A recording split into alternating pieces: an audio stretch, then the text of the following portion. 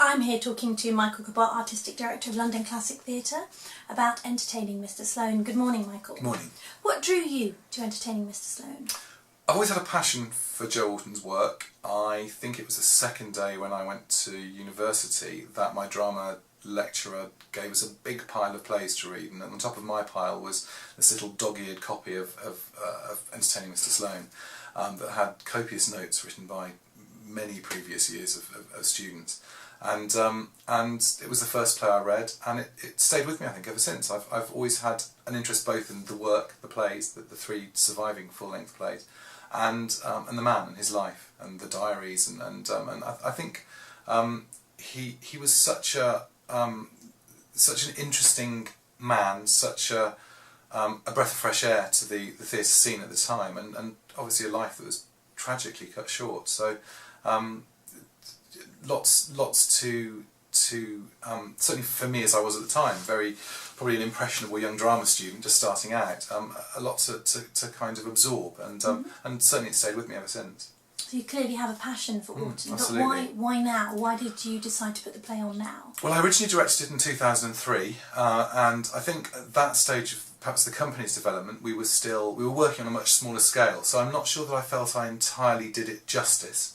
I think it was a good production, but I think sometimes you leave a play maybe with a sense of unfinished business, maybe a sense that you can do better, and so yeah, it was one that sort of sat on my sort of internal back burner for the last few years, thinking at some stage I'd like to dust down that script and start again and have another go.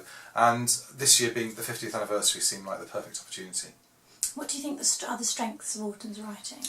I think obviously Orton is known, I think primarily he's known as a writer of farce, or perceived to be a writer of farce. I think he as a playwright, I think he's much undervalued or perhaps underestimated. I think, and also I think as a creator of character, he's much underestimated. I mean, for me, this play, it's slightly different in tone than the other two full-length plays, than Luton, What the Butler Saw. It has I think a grittiness to it, and I think a sense that it's constructed as a really strong play rather than just a strong piece of comic writing. I'm not sure if Orton, possibly as his short career developed, maybe began to believe in the publicity about himself, or believe his own publicity, and start to feel he had to write more comic or more broadly comic material. But I think this, as a first full-length play, has an extraordinary depth to it, and an extraordinary intensity in terms of the construction, the way the characters are written, the way that the world is created right from the ground up, really. I mean, there's a huge amount there, a lot for us to get our teeth into. Talking of the characters, do you think there's a particular character the audience will identify with or side with in the circumstances of the play? I think they're all slightly anti-heroic, and I'm not sure that any of them are particularly sympathetic. So perhaps not. I think they're all terribly engaging, though, and I think one of the great strengths of the play is that Orton sends this young orphan, Mr Sloane, with no history. He's somebody who's had a life ostensibly in the care system, so he arrives very much as a sponge, really. And the other characters, Kathryn, her father Kemp, and brother Ed, meet him one by one, and in doing so, they get to tell him their own life histories, and so. He's a useful device in one way, as well as the play develops, becoming a very important character, and obviously there's a lot more there to Sloane than at first meets the eye. But in terms of them being, I think they're all engaging characters, but not necessarily likeable. Do you think Orton still has the power to shock, or do you think the play resonates in a different way with a contemporary audience?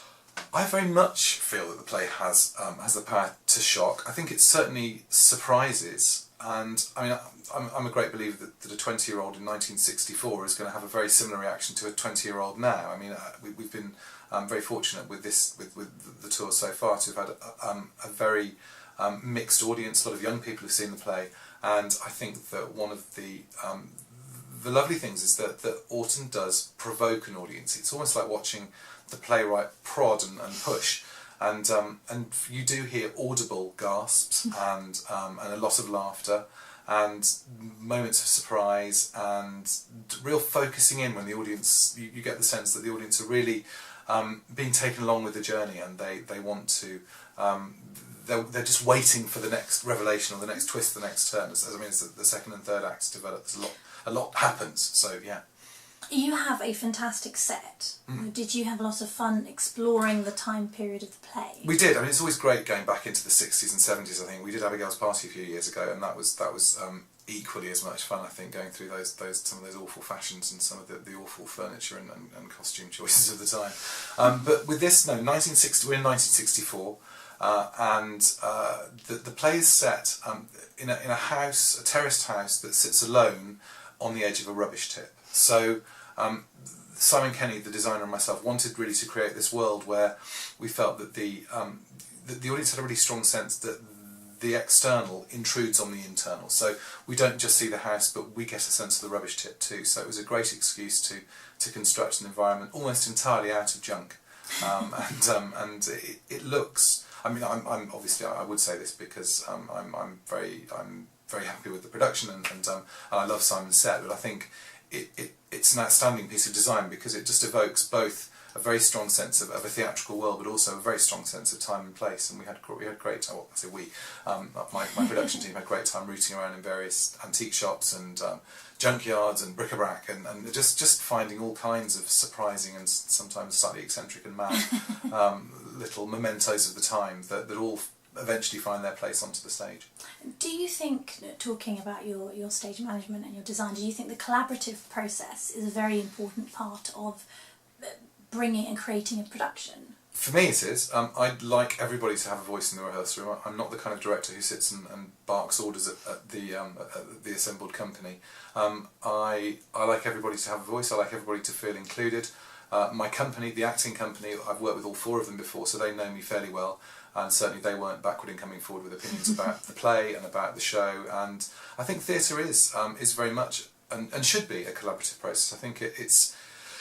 I've never felt that I've got all of the best ideas as a director. I think other people are perfectly capable of having good ideas too, and I think that what I try and do is challenge them to do that. I try and challenge everybody in the room to have a voice and to have an opinion, and hopefully that works for us. That's great. Thank you very much for talking to me, Michael. Oh, it's a pleasure. Thank you.